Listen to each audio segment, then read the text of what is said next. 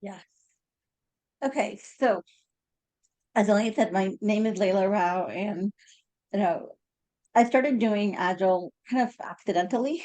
This is not something that most of us really say, oh, yes, I'm going to grow up and be an Agile coach. When I started doing this, there was no Agile coach title. It was just, I was working for a startup trying to figure out how to build electronic medical record systems. That was it. That was just like, there was no Agile Scrum, any of those things because it's been that long ago. But we're like, okay, let's try to do something. And I just love the idea of Agile being something where you could create something and get feedback from people very quickly. And that just felt such magic, right? Like we can put something in front of people and then they can see if they like it, if they can use it, and we build on that. So that's how I kind of got into Agile. I was working on a lean project, got sideways into Agile, and then, everything Agile took over. My life shifted and I was being called an Agile coach. I'm like, oh, this is kind of interesting title. Let's see where this goes. And I ended up doing Agile in the federal government because I was living in DC. And it's everything you've ever heard. It is messy, it is difficult, it is dysfunctional. It sometimes it feels like it's designed how not to get stuff done, and yet somehow it mostly works. And what I learned in doing Agile for federal government agencies was that there was just no way I was going to do it the way books said I should. That just would not work in my environment. So I had to come up with whatever would work in that context.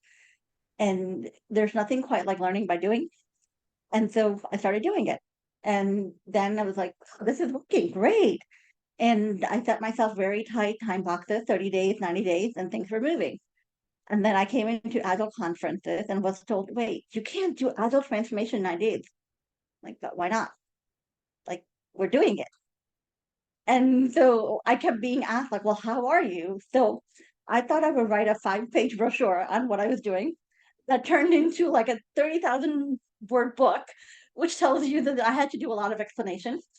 But what I hope this session will be is I would love to share some stories on some of what I've tried, what's worked. And I really want to hear what's happening in your organizations because everything about Agile is contextual, in my opinion. There is very little, this is how that should work. And I know that we've got some parts of that ecosystem within us, but that's not the part I believe in. I think when we're working with people, it's meeting them where they are. It's us translating what we have from Agile into their language and making it work for them. So in that spirit, please ask questions. Please don't worry about interrupting. This is not designed for me to sit here and talk for 40 minutes. This is meant to be a conversation, so feel free to chime in. And if technology cooperates, I am going to share my screen. All right. One of the joys of travel is you're always using different equipment. So let's see if that works. Okay. All right. Awesome.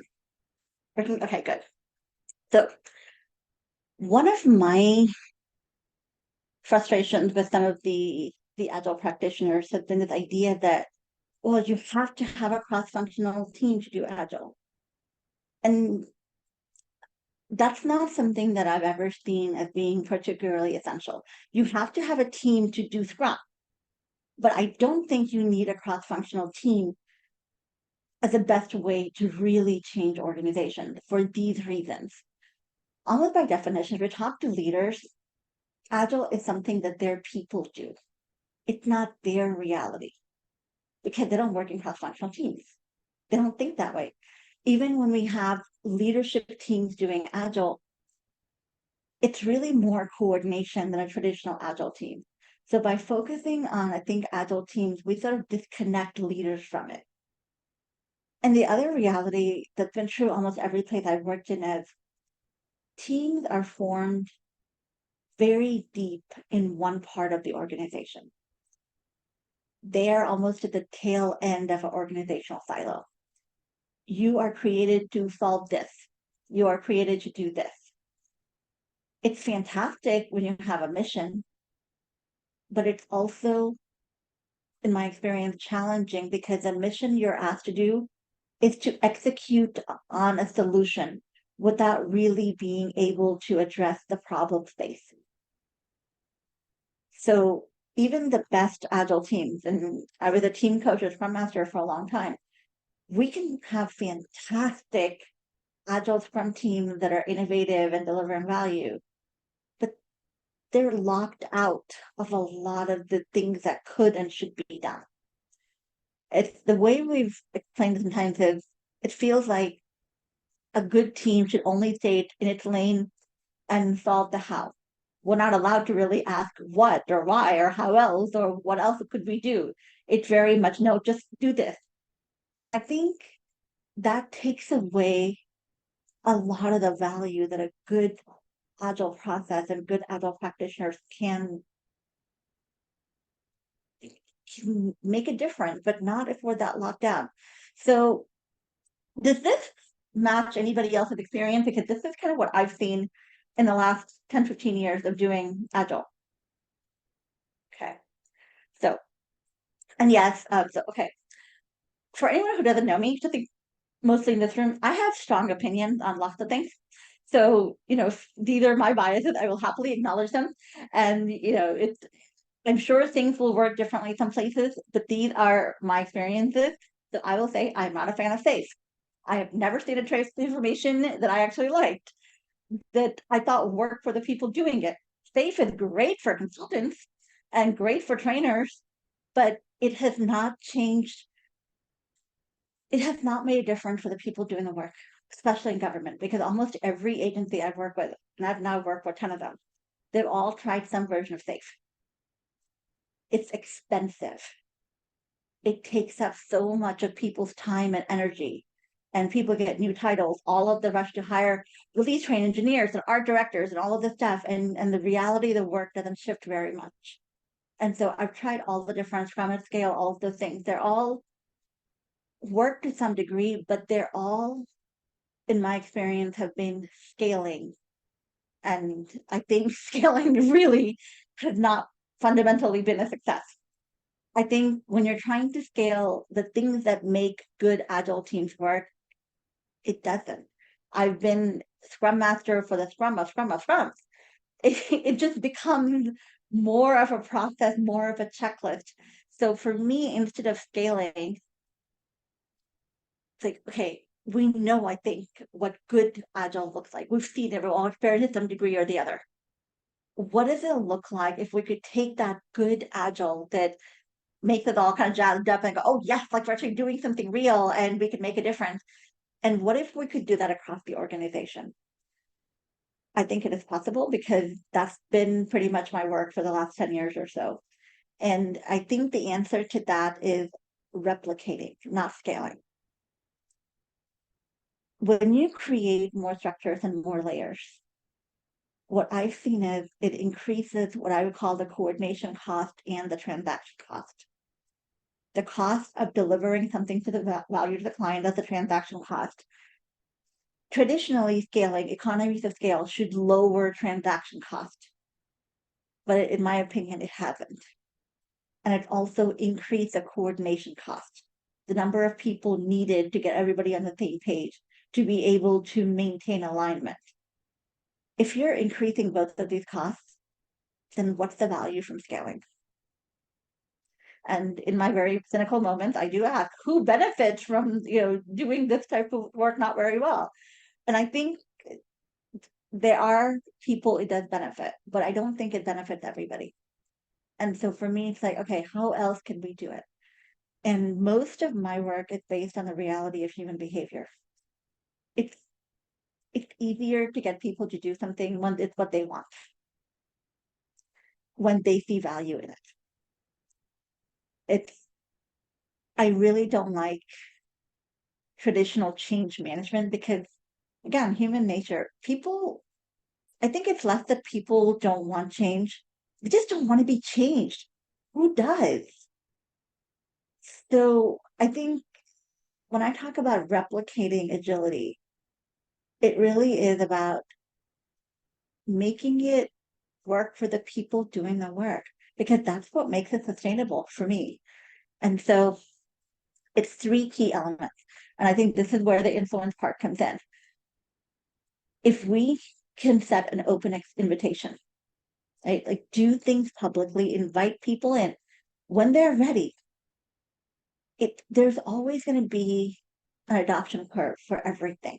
They're the early adopters, the people who are skeptics, the people who are going to get dragged and kicking and screaming. That's okay. But keep the invitation open. When they're ready, we're here.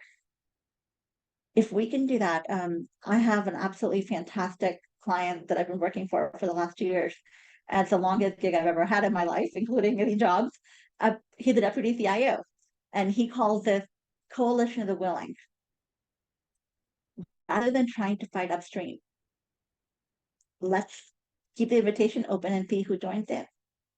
And as long as we set the example, like do things publicly, a lot of times when we do our work, it's like, hey, that looks kind of interesting. Can I see what that is? Like, sure, come on in. Like, oh, well, can we be part of that? Of course. The answer is always yes. But we're waiting for them to choose to join in. We're not saying you have to. And I think that works pretty well. And again, human reality. Fear of missing out is a pretty good driver for human motivation. And also making it fun. People like doing something that's fun, something that's new. So let's do that. And that invites people in. And the third thing is co-create. And for me, this means we don't say, this is the agile way, come and do it our way. I haven't had very good success with that. That doesn't work for me very well. But the idea is, here's what we're trying to do. Could this work for you? How else could we do it together? So all the techniques that I describe in the book, they're designed to be less of a recipe and more about, here's some ingredients you might have in your kitchen. Here's what you can make together with those ingredients. It's going to look different every time. That's just reality of human beings and organizational cultures. But if you can truly co-create, people are far more likely to say yes. And the common denominator for all this is trust. You have to trust yourself, your process, and you have to be willing to trust other people. If you can maintain that trust stance, I think this does work, or at least it worked for me. Could this work for you? What do you guys think?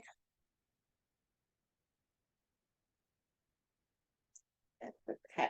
And by the way, please feel free to tell me, Leila, sounds nice in theory, but it will never work in my organization because of all these different factors. So that's the fun part of this, right? This is what I've seen work for me.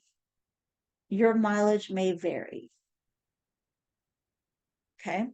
So unless somebody wants to jump in, I'm going to keep going. Okay.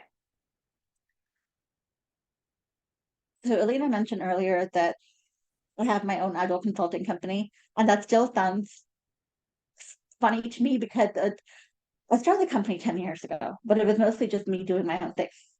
It was a company in name only, except in the last 18 months, it's become a real company. We have a team, mostly because my client basically said, we have way more work than you can handle.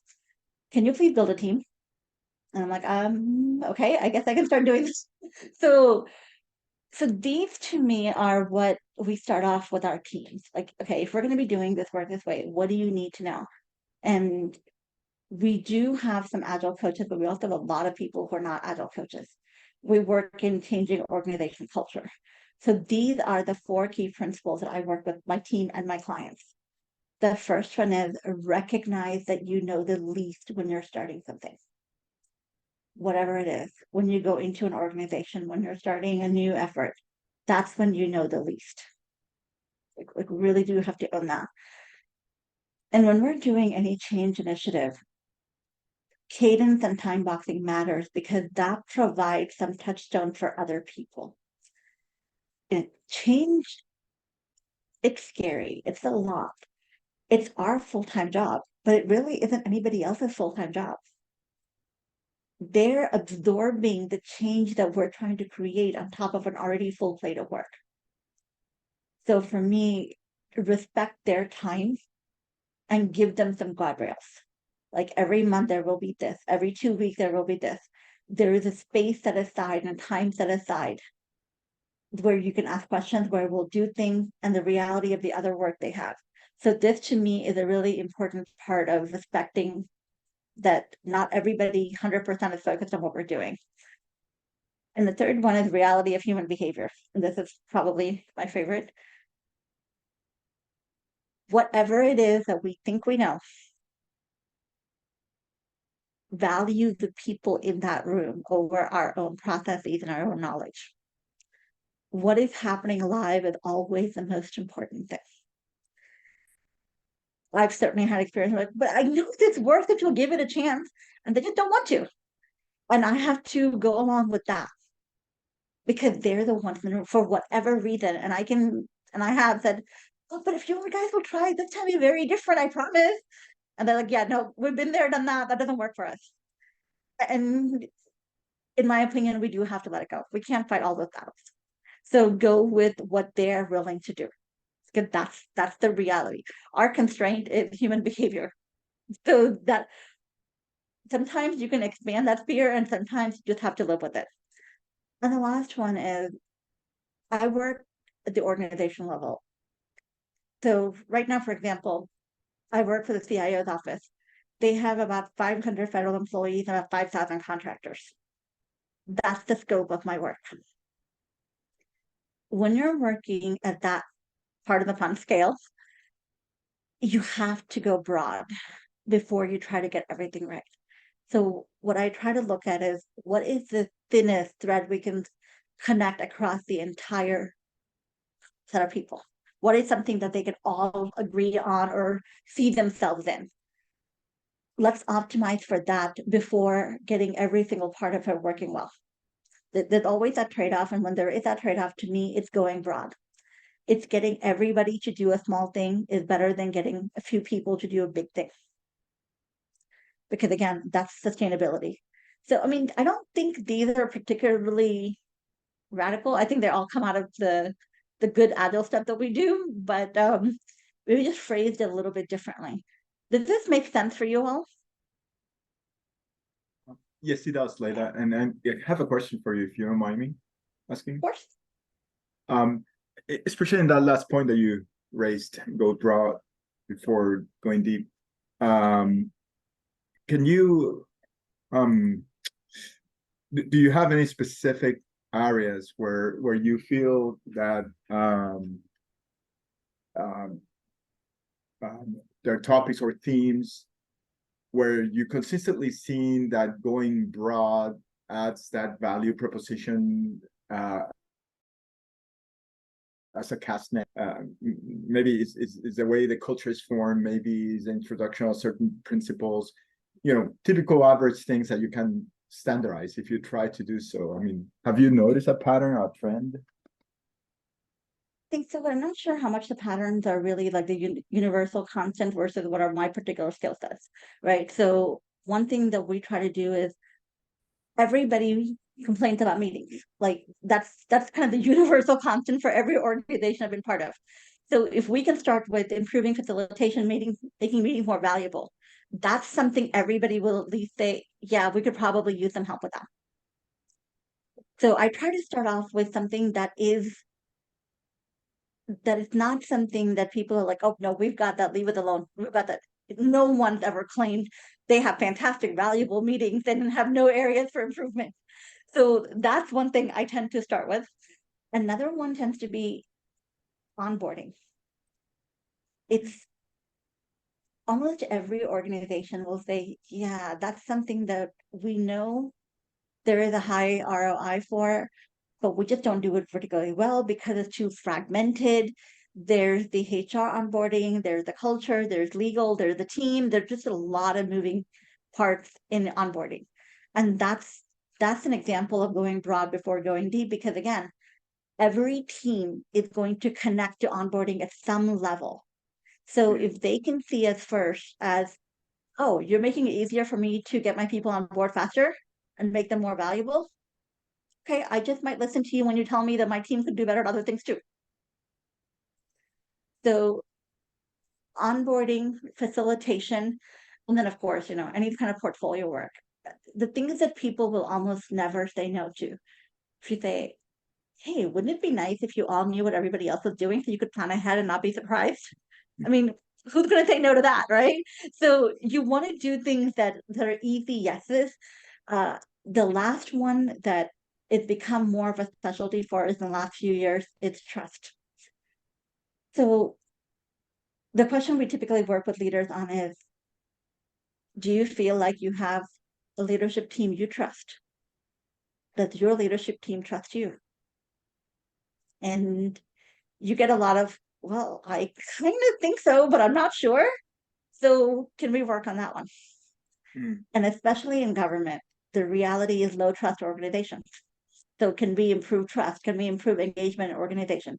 So those are the ones that continually show up in all of our work because they're just kind of universal examples where we can go broad, we can get people to experience as solving a problem they care about before they invite us into their teams to solve their own problems. Got it. Great. Thank you. Thank you for that summary. I tend to agree with you. Not that you need my agreement, but in number 3, I tend to use the portfolio work as a means to create that sweet pie that everybody likes and everybody can connect to, because transparency, knowledge of where we at, what is the dependencies that we have into teams, that seems to be a common theme, and I have solved that through the usage of tools, and usually that buys me into their trust circle or their other topics that we can unravel like an onion. But I love what you summarized in terms of like the onboarding and the meeting facilitation. That's great. Thank you so much. You're very welcome. And yes, I mean, there's one of the techniques in the compass that I do use for that type of coordination transparency, and we can go through that. Okay. Can I tempt you in another tangent? Like sure. That trust building on the leadership team.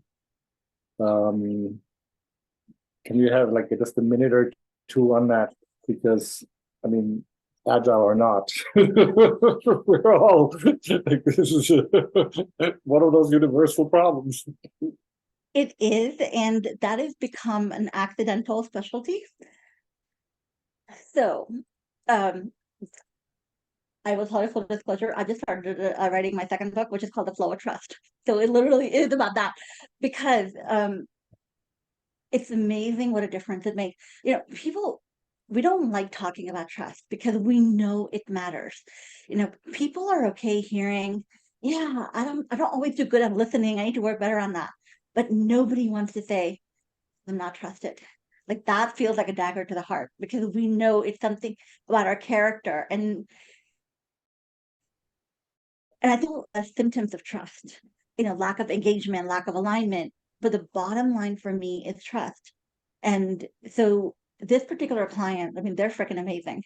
I did a lot of stuff with them around engagement, getting staff engagement. And I pointed out, look, the way we interpret these results, there's a lot of different words, but the common denominator is trust. And so I posed that question to our CIO, like, because we did a survey as an experiment. We got like 75% response rate, which is unheard of for surveys. And all of it really boiled down to the lack of trust. So one of the most difficult conversations I had was then telling my client, the CIO and his deputies, guess what? Your people don't trust you. And the reactions were very, very different. There were 4 of them in that room. The deputy CIO who I work for, he knew it was coming. And so he knew the result and he was like, oh my God, this hurt. But yeah, I can see this coming. One of the other deputies was very offended. Like, what do you mean they don't trust us? Like, this is our job. A 4th one was like, okay, I'm not sure where to go with this. And the CIO was hurt. He thinks of himself as a good guy, as a good caring leader, and he is. And the idea that people don't trust him really shook him to his core. Because what the numbers showed was the staff trusted their division managers, but they didn't trust the leaders above that. And they trusted me. Michael, go for it. As in, a bit of a natural thing. Distance away from people means less trust. the further away from your person, the less likely to trust them, because the less likely you view them as a human being, as opposed to just a title of our role. So is that just not a natural thing? I mean, trust is an easy thing to ask everyone, do you trust them? And then a big group, you're going to get a lot of people say no, and that'll shake anyone. Is that not just fear and making people scared of that piece, that they need to be trusted? That would be a whole other conversation. There's a lot of nuances to trust. But in this case, like just summarizing about a year's worth of work, once we pointed that out, they were just like, okay, so what do we do with this? And I said two things. First, to cultivate trust with your staff, start with your team, the leadership team. You all need to be on the same page. You need to trust each other. So we did a series of trust workshop sessions with them that moved the needle pretty dramatically. And it's a combination of getting people to actually know each other and really deconstructing a lot of myths around trust. There's competence-based trust, there's character-based trust. What is it? Who do you trust? How do you trust? What we were doing as an outcome of that workshop is having them put together a circle of trust. Do you trust your peers? In what way? Like if you had to, there's a whole thing around that, but what I basically asked them to do is here are like 5 types of trust. In this leadership team, who can you trust with each of these 5 things? If you're 0 for 0, yeah, we probably need to work on that one. And where I kind of left it was, this is the starting point of your own journey as a leadership team. You're going to keep on working on this. And what they will say, I think, is intentionally taking the time to build trust within their own leadership team was incredibly important and it's paid off in ways that they would not have considered. Now, I will say this, it's never 100% conversion. There are at least 2 people on the leadership team who just think everything I'm doing is absolutely ridiculous and a waste of time. They're like, no, I'm doing my job. I don't need to do all this stuff. It's, again, human nature, right? I've never had 100% conversion on anything agreement. Usually if you get about 70%, I think you're doing an awesome job. And so those 2, I mean, let's face it, one of them is an old school tech leader who's just like, I tell my people what to do, and that's all they should be worried about, doing their jobs. Nothing else should matter. I'm not going to reach him. What he's doing, what he believes is work for him. He's not going to be convinced by anything that I have to say. And the other one is interesting. So since we are recording, I'll try to be a little bit tactful. He's an example of a disturbing trend in leadership where there's an absolute lack of self-awareness. Like he says all the right things, but none of his behavior matches up. And he does not seem to see that disconnect in himself. So no, his people don't trust him. It's very obvious. But he doesn't see it because, like, I'm saying all the right words. What more do you want from me? So Walker, we got a little bit sideways, but yes, the whole trust workshop and stuff, it is very much a part of this. It honestly took me a while, like, because I started doing this compass approach and people were like, well, okay, what's making it work for you? And trust was the magic ingredient. But before you do the magic ingredient, there is a process. So this is, frankly, a not very glorified PDCA. This is not, Erica, you have your hand up, I think. I do, but how about if I interject my thought after you go through the compass for agility? If you're sure. Yes, I'll remind you. I'll keep my hand up. All right, awesome. Thank you. So this picture may look a little bit more complicated than I intended to be, but this is a glorified plan, do, check, act. It's when I was first doing agile coaching and transformations, I read all the books and it was like, oh yeah, somebody will know what business value is. Your job is to help realize that. I'm like, wait, who are the people who are supposed to know business value? Because I'm not seeing it. So when I was doing traditional agile, we would jump directly into what I call the inaction step. That's the Kanban, Scrum, Save, whatever we do, that we go directly there. We're missing the entire first half, in my opinion. So why are you doing agile? Like, what are you hoping to get out of this? What does good look like for you? And so I started like asking these questions because I just wasn't seeing value in this part alone. And so what I basically formalized is first, let's start off with ideation. What's the outcome that you want? Where are you trying to go? And the question I always ask is, what will have changed for you when we achieve that outcome? Right? Like you can say you want to be a learning centered organization. Okay, great. You are one now. What's changed for you? How does your job look different? How does your day look different? Because when I ask this question, I get the real, what do they really care about? Not the platitude that we want to be in the top 5, whatever. Like that doesn't change. I want to be able to do more work different way, that kind of thing. So that's ideation. The next step is identification. This is the reality check. All right, you want to be the world's greatest organization doing cybersecurity. So, do you do cybersecurity now? Like, are you in the top 100? Are you in the top 1,000? Do you know? Having a vision is great, but you also have to know the reality of where you are. And so intake is where we connect the two. What is the scope and scale of this journey we're about to take on? Metaphorically, is it 5 miles, 500, 5,000? Do we know? That matters. And what else is happening in your organization alongside this work? Because I go back to, change is our full-time job. It very rarely is somebody else's full-time job. So we can make the greatest meals, but if they're also getting 20 other meals from different people, we're probably not going to win a whole lot of hearts and minds. So what does it look like? Instead, can we say, hey, it looks like you're getting regular orders of snacks and awesome barbecue, but maybe with the dessert. Can we do the dessert part? So what is that thing that we can prioritize and offer that they're not getting elsewhere that's not causing friction with other initiatives going on in the organization? So the end of the intake, we'll know where we're going, where we are, and what can we do to get from here to there?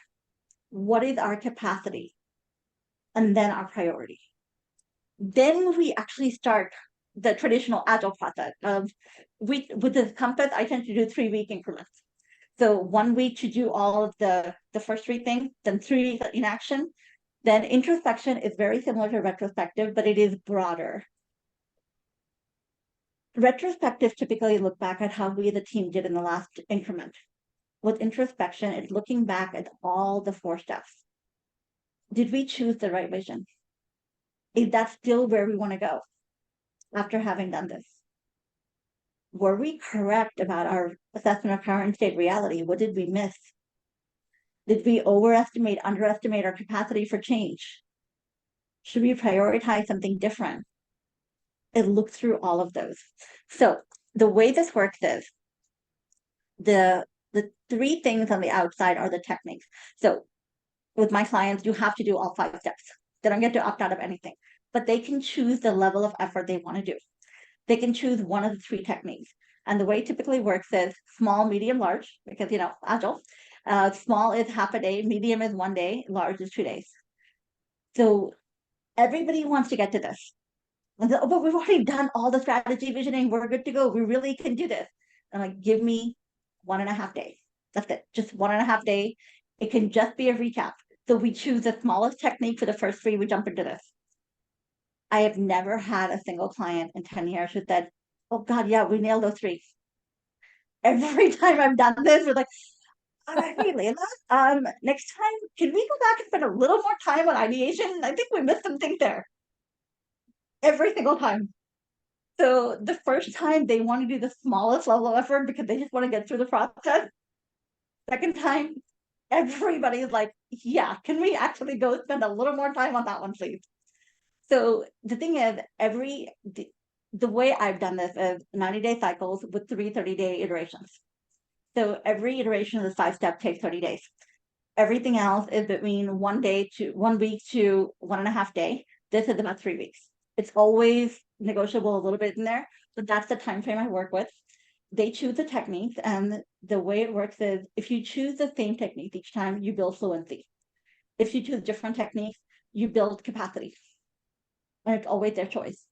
By the time, it's a very tight time box. I'm asking for very specific time from their leadership. There's no other training, there's no documentation, there's nothing. We work the work. We learn by doing. So let's just say the first time I'm working with them, well, give me 3 half a days. It's usually afternoon or morning, 3 consecutive days. And in that working session, it's 3 to 4 hours. We use these techniques to just really go through. It's all interactive, it's all co-created. They come out of it with some very specific things that feed into the next. So, I mean, listen, I can spend an hour talking about this, but that's kind of a high level concept of how it works. Erica, do you want to go ahead and ask your question? Two comments really quick. First of all, this is phenomenal. I've never seen this displayed in such a way where it's just so clear, and it also takes the human element, the human behavior piece into account. Like, this is awesome. And then the second thing I wanted to share, and this was from earlier, is I work as an agile coach, and I mostly focus on the leadership pieces. So I just wanted to emphasize that, yes, there's a very big human element involved in all of this, that and from my world, it goes literally down to understanding how the nervous system works and the brain works. Because when we're introduced to so much change, we're introduced into this situation that should invite us to start acting in different ways and be open. But really what ends up happening is we close up, and our brain begins to operate differently from a closed survival mindset. So when we don't take the human element into into our work, we're really missing out. So I just wanted to say thank you for bringing that into this discussion. My pleasure, and I'm there with you. But this is, and that's where I think that the trust work focus on. And there's another product we're developing that I'll see if we can put a preview in, because the people stuff, like every one of these sessions is very, very time boxed. What happens in that session? I try very hard to make that a trusted space, and I try to make it fun, because the human instinct is to be defensive. So I try to make it very much of, can we, like, put a pause on all the real world stuff and just play here for a bit. It's so we actually have just about to come out with a product the next couple of weeks called Spectrix, that takes what I do in those sessions and turns it around where anybody else can use it. So I will talk through that. But yes, Erica, like, to me, that's the most important thing. It's people. It's what I really work on is a cognitive approach to change. How do we get people to trust the process, to trust me, to trust each other? And that means hacking your brain. It means hacking your heart. It means, like, how do you see yourself? How do I make this non-threatening for you? It's also the most fun part. I think it's certainly not the easiest, but when we do that right, you can see the magic happening in the room. Yep. You can see people open up and good ideas come out, and people start scaffolding on top of each other. It's fun. And I think it's cool stuff to do. I love it. I'm so glad I joined this call. Well, I'm very glad you're here. Okay. By the way, I mean, feel free to follow me afterwards. I am happy to walk you through every single part of what this is. There's no secrets in here. This is how I work. I'm happy to share it. If it works for you, go for it. If it doesn't, feel free to adapt it and tell me what's working for you. So, okay. So, I mean, this is some text that I already basically covered. So this is really, if you're in a situation where you're not exactly sure what the problem is, solution is, that's where the compass steps in. If you're very sure, like if you're in a crisis mode of like, oh, we have a cybersecurity breach, which actually happened a couple of weeks ago, you're not going to need the compass. That's a problem with a fixed solution. You know what to do, go do it, right? Like this is really designed for, there's this thing that we think is going on. There's a lot of different factors. We're not quite sure how those things relate. We're not quite sure what the next step should be. That's where the compass comes in. I talked earlier about replicating, not scaling. What basically happens is, when you have multiple groups across the organization doing the compass, because they're using very similar techniques, those techniques connect easily. Oh, this is what you guys have for yours. We have ours here. Let's see what the common denominator is. It's very easy to circle and find alignment. So that's how it replicates. Like I said, it's a really tight time box, and they choose a technique each time. And because again, I think the word that generally used for this is pragmatic and personalized. Leaders are short on time. It's every leader I work with, their schedules are crazy. They're in so many meetings, they're context switching all the time. They're being pulled in so many different directions. And so part of what I try to do is make it easy for them. Situational awareness. You're coming into this. This is what happens here. We're not throwing curveballs at you all the time. This is again a safe space where you know what's going to happen at broad strokes, so that you can focus on the cool things that come up, as opposed to like, all right, what are we going to be doing today? Am I going to have to learn something new every day? No, the techniques are going to be very consistent, and I don't really push them one way or the other. Every organizational culture is different. Some clients like using the same techniques again and again. That's totally fine. If you know what works for you, keep doing it until at some point it stops working for you, and then do something else. Other clients like experimenting. Either way, it is totally their call. And I think that's part of why it works for them. I'm saying, yeah, you do have to put the time in, but what you do with your time, that's always going to be your call. So it's that balance between what I think they need and empowering them to choose what they need and to make decisions. So the basic idea is, again, recapping, right? Vision, reality, capacity. Actually getting some stuff done, because that matters. And I think for leaders, this is something that they're often missing. Their work is so big, they don't get to see movement very often. They don't get to see progress very often. When they see the needle moving every 30 days, they're like, oh, okay, I guess we're seeing progress. Like, that always shocks them. Agile teams, we're so used to, of course, we deliver value every 2 weeks. But if you're an executive, their things simply don't move that fast. So the idea that they can see change in their context in 30 days tends to be pretty radical for them. And the learning better, to me, that's always the key. Even as a baby Scrum Master, I love retrospective the most. They were, to me, the heart of Agile. So introspection really is, it's the stickiness where we learn, and we learn better every time. That's what Springboard does. Okay. So we kind of, sorry, we kind of got lost track of the time boxes. Here's what I would like to do. We can do it in small groups, I think, because we do have enough people to do this. What I'd like you to focus on is, what are some of the root cause problems in your organization? Do people know their problems, or those things that nobody talked about? Because sometimes people notice symptoms, but they don't quite want to name the problem. So what is the problem? Is it covert or overt? If you can prioritize 1 to 3, that would be great. And then, what are the barriers to the problem being recognized and addressed?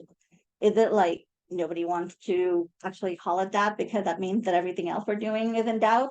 Or is it there's 1 or 2 people who are going to fight everything, and they're the people that we're all tiptoeing around? Like, what is this? And then I think the second part I would love, if we have time for, is, what would it take for you to be invited into that conversation? Right? Like, is it going to a particular person? Is it like, oh my God, I can't even begin to figure out how I would be in that space? Right? So how would we get there? Or other way around, how can you invite them into your space? Are there any people who are working on the organizational big problem who own some part of it that could come into the Agile process as stakeholders, as observers? Because it's always going to be a bi-directional relationship. Thank you so much. Yes. What are the root causes? What are the barriers? And what would it take to start putting some type of invitation co-creation into practice? Whether you're in their space, they're in your space, what does that look like? Any questions about that? Awesome. Okay, so Wilker, I think you are the I've got the finger on the trigger. All right, let's go for it. How much time do we have? I was going to say about 5 to 7 minutes. If we need more time, we can always do it, but we also want to see the debrief from everybody else's conversations. Okay. All right, here we go. Yeah, we are back, and I restarted recording. Awesome. Okay. So what were the conversations like? What are the problems that are named and unnamed? Who wants to share? I'll start. Some of the problems that my group discussed, especially some of the problems that I raised up, had to do with the definition of agile within the ecosystems and within the groups in itself, the impact that it has, and how does it get digested and therefore leveraged by the teams. And it depends on the scope of the folks that you're dealing with, from the upper management to the teams to the actual agile team, agile coaching team itself, and their agenda, the disconnects that exist there. So it was an interesting conversation. Leila was there as well as Andy, provided some feedback as well, and that was insightful to hear that I'm not alone. We had a common theme in our breakout room on morale. Like that was one of the main themes, like negative narratives, morale, all of that. And all different size organizations. So, okay, I'm definitely curious about that one, right? Because one of the things that we work on is organizational storytelling. It's goes back to the human behavior part. People don't remember things that they were. They remember things as they were told they were. So what are the stories we're telling ourselves? What are the stories leaders are telling? Part of my job, it's kind of a weird job at this point, but whatever. But part of my job is to facilitate all staff and major events for the leadership team. And that includes giving them talking points. Like, for example, one recent one was, please do not say return to work, because people have been working for the last 3 years. It's return to the workplace, it's return to the office, it's return to headquarters, but it is not return to work. So some of the messaging matters. Is that kind of the stuff that you're seeing where like there's just a gap in leaders? The leaders that I work with, they tend to be fairly sheltered. Their people don't tell them exactly what they're feeling. In a lot of ways, I have been, only jokingly, who've called me the bartender, where people come and tell me things and then I pass it along. And we honestly did that for a solid year. So when we did like surveys and trust workshops and stuff, we set it up with, hey, email your question to Leila. She will anonymize it and share it with us.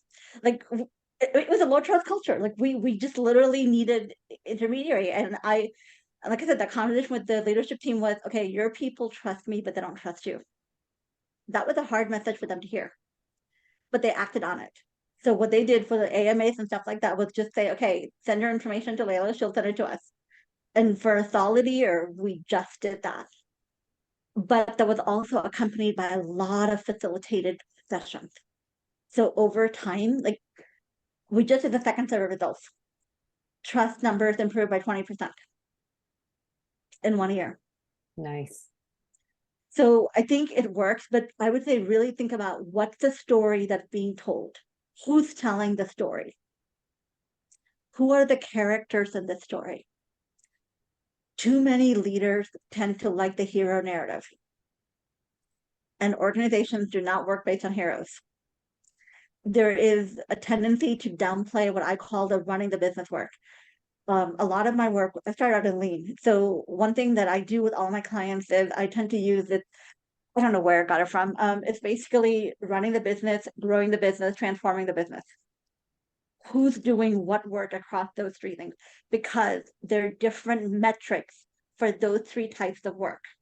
You're not going to measure them the same way. And if you are a leader, you generally care about the transforming business work. Great. But your people are not spending 100% of their time on transforming, because guess what? 80% of their time is spent running the business work. Just because you don't see it or care about it doesn't mean it's not a reality. So the thing for leadership is that transforming that you care about, how much of other people's time is actually being spent there. We go back to the concept, we talk about capacity. That's the capacity conversation. You don't have 500 people with 40 hours a week to work on this.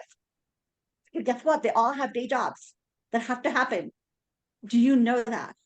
So one thing that we did for our leadership team is basically the way the agency works is There's offices, the Office of Information Technology, then there are groups and there are divisions. So what we ended up doing is we used to use Jira for this because I was the Agile coach back then. We basically turned Jira into a little bit of a portfolio view for every division. What percentage of work is running, growing, transforming? So for example, we have a division called operations. Guess what? 95% of the time it's spent running the business. It doesn't mean they don't care about transformation. It just means that's the reality of their mission. So giving the leadership team, the CIO, that kind of visibility was really kind of eye-opening. He was like, oh, I kind of forgot all this stuff happened. I'm like, yeah, that's the actual job of your people. And it takes up a lot of time. Yeah. And because one of the problems we had was people were very frank. Look, my boss liked the bright new shiny stuff. I don't work on bright new stuff. I don't matter. And we've worked a lot to transform that, to reward continuous improvement, to reimagine what that book of work looks like. So one thing we did do at the last all stuff was we had, I created a solution canvas. Hey, you guys know the work best, right? So here, what could we do better? Pick any problem that is part of our book of business. Doesn't have to be part of your team, your group, or your role. Anybody can do anything. Come up with an idea. And we'll help shape the idea into something reasonable. And the leadership team had to commit to being part of that process and to choosing at least one of the ideas to put into practice. So we're having our next quarterly cadence all staff, and part of it is everybody who did the solution canvas, that they are presenting what they came up with, what they thought, what they learned. So that we're centering the people doing the government's work, not just the bright new shiny stuff. So I would say really think about what the story being told and how can you help reshape that story. That's really interesting because what you just helped me realize is that part of the reason, at least in my situation, and others had similar examples, is that those different types of metrics that should be used for different types of work, some of the morale comes because like we're not getting, like nobody pays attention to this that we do. Like that's not the right metric for our work. Like that's something that I hear repeatedly. And then the other piece that I've noticed is that like the farther away that a team is from the value chain, the worse the narratives get. It's like they're not in the loop of seeing the impact and the hero impact and all of that. So they feel isolated. So anyway, I wanted to share that. And here's something that I will, okay. This is kind of what I literally use with my clients, because these are three very, very different types of work. And the people doing this work, they have different personality types, and different metrics. So look, like this is the one I highlight, often invisible to leadership, because OKRs are not built on this. And they need to know that. So we've intentionally highlighted what are the continuous improvement efforts we're doing, right? So growing the business is most typically, but most of us are in. That's the Agile Scrum Safe. That's usually project-based, initiative-based, aligned to OKRs. This is what we kind of want to do, but we don't always have the name for it. Like culture change. I work mostly in the metrics for culture change are not going to be your standard metrics. So one thing that I can share is what one of the things where culture change looks like. So so I will ask that, please don't share these because these are my client work. So I'll just share a very high level. So one of the things was literally applying the compass to organizational storytelling. So we took the business model canvas from the compass and really built out, okay, how are we doing storytelling? We're putting together a communication initiative. Who are the customer segments? All of the stuff with leadership team filled out. And what are the key messages for internal and external? So this was strategically, what's the story we're telling? How are we telling our story? So that everybody who's writing articles and content for the organization, which message are you connecting here? If you're not connecting the key message, then this should not go out. So this is an example of what that looks like. And there's one more example that I will share with you that may help you all. So when we're talking about culture change, this is the kind of metrics, and I use that term very loosely, that I use. So, okay. This is what culture metrics look like, in my opinion. So they say they want a culture or something that looks like this. I give them some kind of framing for this, right? Then who are the different actors that can play a part? Some of it is very simple, individuals, people who participate in pilots, different organizational structures, federal versus contractors. Those are different audiences. These are all basically your personas. But here's where it gets really interesting. So the leadership team does the blue. For an individual, what are the behaviors you want from them? What does this culture look like for you from an individual? I help them figure that out. Then we put working groups of staff to come up with how can they demonstrate this. So the green is owned by the people doing the work. The blue is owned by the stakeholders. And so it's broken down for all different slice and dice categories. This is kind of what it looks like. And what happens when you do this is certain green things get used a lot, and that becomes your organizational playbook. But it's all crowdsourced. It comes from the people who fit these different categories. So this is kind of what my metrics look like. So go ahead, Ralph. Wanted to ask briefly love this because he empowers the leadership in the blue to articulate what they feel, empowers the people in the green doing the things. But do you ever find yourself that there's a friction or collision between what the green and the blue? This is what I meant, but this is not what I meant. And how do you reconcile that?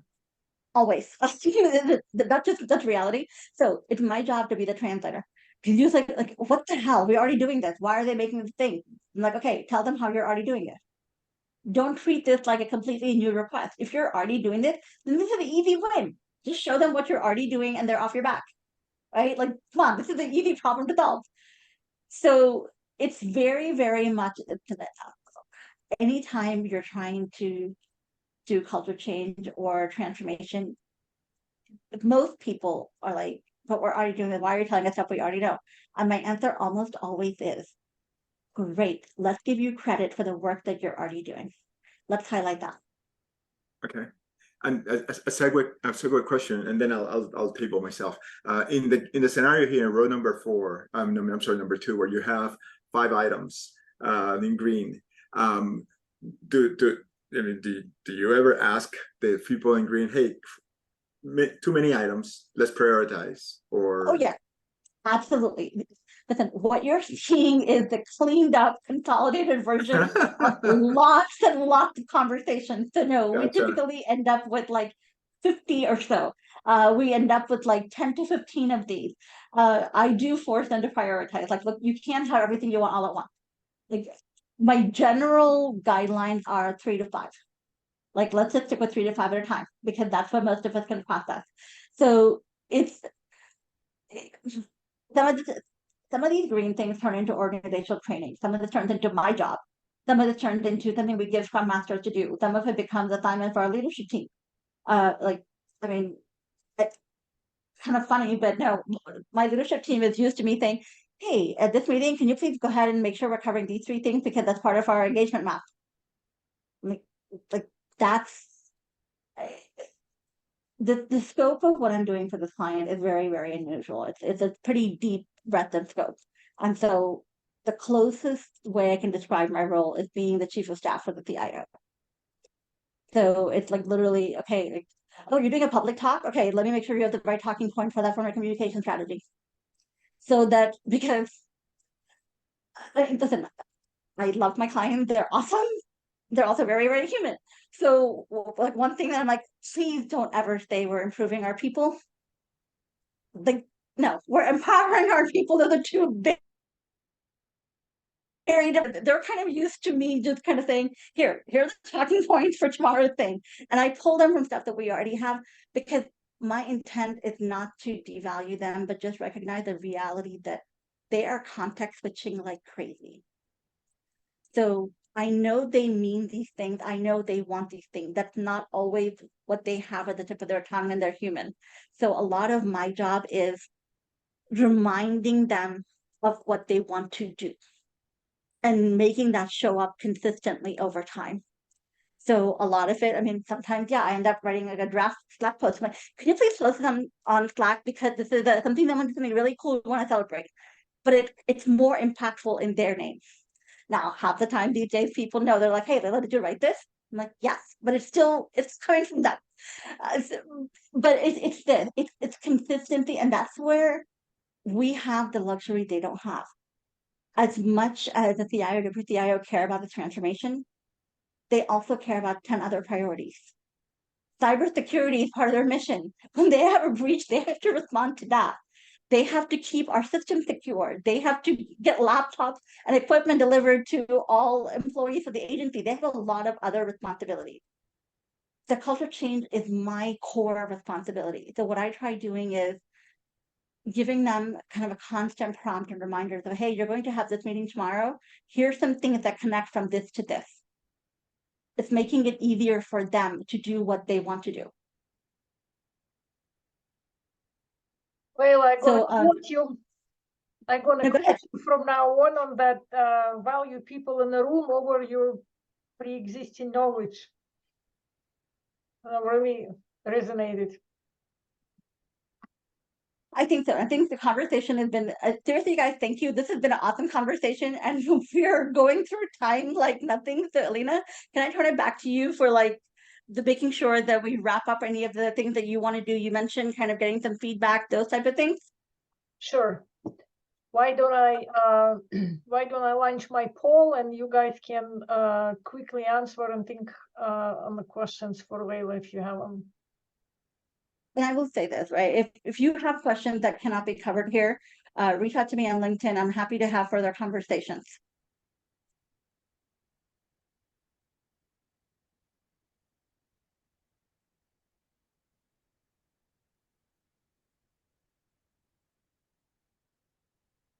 And Leila, your Compass for Agility book is now totally out, right? It's available. Yes.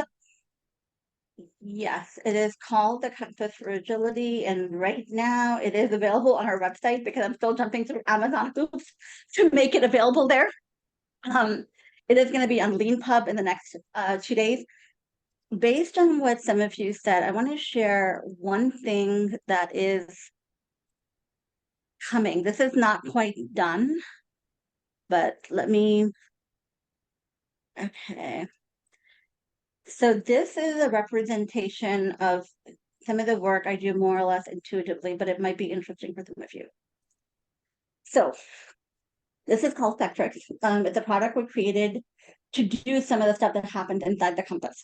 It's basically, unlike most personality profiles, this is not who you are. This is what roles do you play in a particular context. Most of us do all 25 of these roles, but there's also patterns to this. In certain contexts, we tend to play the same characters. So I use this in a leadership team. Who played what role? And it is a little bit fun, but the second part of this is once you know who plays what role, all right, can you intentionally shift to a new role? Because too often leadership teams tend to be like a sitcom. Everybody plays the same role no matter what, and it doesn't really move things much. So what I try to do with this is get people to play new roles, which changes the dynamic of the entire group.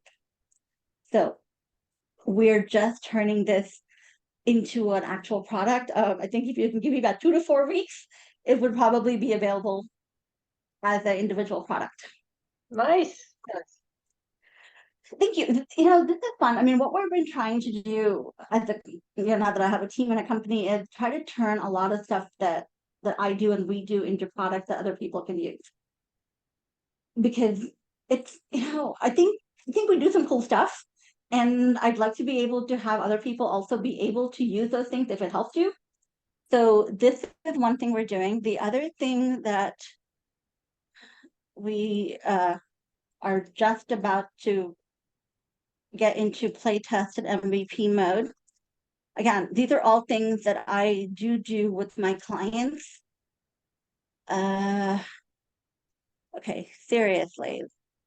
Okay, obviously you can tell that organization is not exactly high on my list of things to do. It is somewhere there. Well, I used to joke that there's the inverse correlation between agility and organizational skills, because every agile coach I knew was lousy at being organized and doing timesheets and all of those things. And I do fit into that stereotype. While you're looking, I'm just gonna share the results of the poll, because you actually got the highest feedback this year, I think. The contents, people find your contents valuable is 80% at the highest grade. That, I think, is our highest rating for the year. Very cool. Thank you. Yeah, Andy, the Kindle version or the old version, give me a little bit of time to make sure it's a new version. So I wrote this book just before COVID happened. And then I did the ebook, and then I let it drop because I had real world science and stuff. Just in the last 6 months, we fully updated it with all new graphics and stuff. When I did it, I was the only person in the company, so all the graphics were PowerPoint made by me. And then we've hired a designer to actually do proper graphics and stuff. So I will make sure it's the real version. So this is called Wings. This is a system thinking game that we use with our clients, with leadership especially. The basic idea is everybody starts off running one department. And then things happen and the system gets clogged down. What do? How do you get things moving? It's basically, how do you shift from siloed thinking to system thinking? So if any of you would have any opportunity to play test this, I would love to play test this. We just created the whole product, but we're definitely looking for some play test opportunities.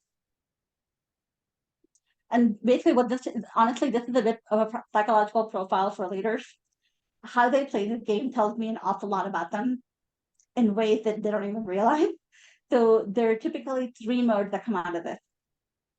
Destruction, like, okay, I'm going to break this thing to get out of this logjam. There is innovation. Okay, I will see something nobody else sees and we'll make it better that way. And the third one is collaboration. And not surprisingly, if you choose collaboration, you get the most sustainable outcomes. Other 2 will get you short-term wins, but you'll end up back in similar spaces. What was the first thing you mentioned? Destruction. That's almost everybody's first go-to, right? Like, well, I'll have to move the thing and it'll make everything better. It'll move something, it'll clear some space, but it's not sustainable. And then, like, for example, innovation would be, I've had one team that basically said, oh wait, we had a bomb at the airport and half these people are not dead. We cleared space. Very cool. Yeah. So yeah, it's, our core competency as a company in a team is 2 things. How do you change human behavior individually and collectively? And trust. How do you cultivate trust with your clients and help them cultivate trust with each other? So I think we're trying to create products that can do one or both of those things. All right, right on time. Seriously, thank you all. This has been an awesome conversation, and I would love to continue the conversation. Just, come and find me. Yay. Thanks, Awesome. Leila. Thank you. I sent you Thank an you, Leila. invite on LinkedIn.